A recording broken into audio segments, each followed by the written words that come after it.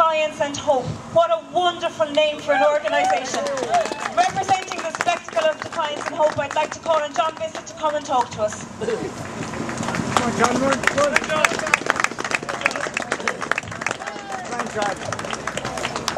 Hello. Talk X and no, John. What's that there? I had the pleasure of being in Ballyhea a couple of weeks ago, and it's amazing at people's determination, at their consistency, and the wherewithal to stay at it for 143 weeks, is it this week? So well done to the people in Ballyhea for keeping it on the agenda. I have a few notes, but I don't really know whether I'll be able to read it anyway. I'll try and do a Matty McGrath and go at 140 miles an hour. 2 minutes. Okay. I'm part of that group over there, the Spectacle of Defiance and Hope. I'm a community worker in Dublin. I'm also part of the Anglo Not Our Debt campaign. And the reason we made the panels came out of workshops. They weren't just the idea of an advertising agency. They were groups, young people, women, men, who said this is what we would like on the banners, and this is the message we would like on the banners, and we would like to really represent and to put a visual representation of what the political class are doing, right? So we've got the debt on one side, and on the other side we've got the effects of austerity. And in the community sector we have seen that week on week on week for the past 5 to 6 years about how that's affecting people. Just yesterday I was in a meeting with youth workers in Rialto in Dublin, explaining to them that their days and hours will be cut after Christmas, in effect taking a really good section of the project away. And another conversation on the way in about a project in Ballyfermot, same story there. And there are thousands of stories like that from all over the country. So the problem with austerity is the people in there don't think that there are costs, but there are costs, and we are going to pay for it for the years to come.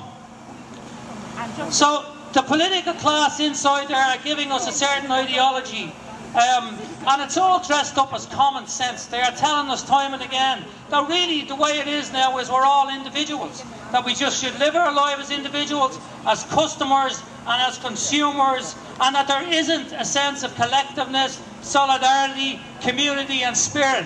And that's what they're really driving home, and that's what austerity is doing to us. So the politicians in there have choices. I think it's a critical thing to remember that when the Labour Party entered into the coalition government, they had a choice. They could have formed a strong left opposition alliance with other left parties and left politicians and rejected austerity, but they didn't. They went ahead and implemented it.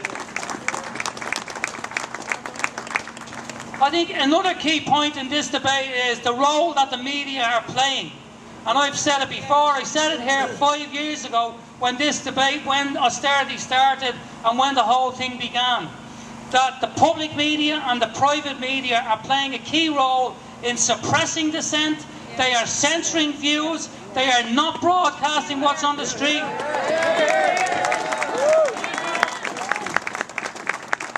That image there was on the street in Dublin at a Dublin Council of Trade Unions demonstration on the 12th of October.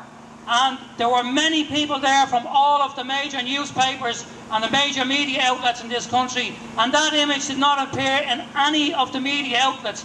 And it's not because they questioned us as to its veracity or its truth or its foundations. It's purely because they didn't want to put an image across the broadsheets or the television images in this country which says austerity kills. It will kill, and it is doing it at the moment.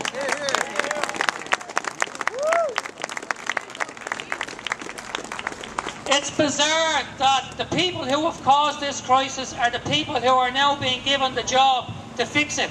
And the people in there are continuing to give them the job to fix it. So the neoliberal capitalist regime that we are experiencing the austerity from is the one that is supposed to be the one that come up with the answers.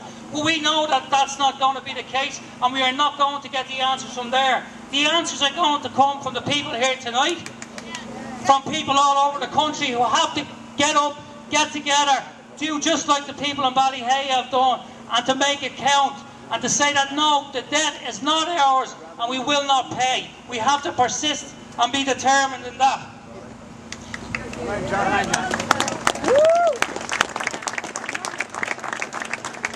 I think it is possible, and it's possible to do that. There's talk of resignation, of people's apathy, but it is small groups who are going to change it, and it is going to be through our persistence and our determination to do that over the course of the weeks and the years to come. And I think we've got to have a belief in that. We've got to continue in that belief, and we've got to continue on that course of action in whatever ways we can. If it's small, but it can be effective, it can be dynamic. We've got to be creative, and we've got to be active in how we do that.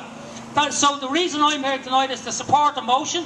We know it will be defeated, but the real issue here is to keep it on the agenda. We know that the majority is with the government parties in the Dáil tonight, but we cannot let them take it off the agenda. They took it off the agenda by renaming Anglo-Irish Bank as the IBRC. They took it off the agenda by trying to tell us that the interest payment reduction was a solution to the problem, which we know that it wasn't. So every time they have tried to make moves to say this issue is not important anymore, we have got to say, yes, it is. We will not pay the debt. Okay, Fiona, that's it from me. Thank you. Well,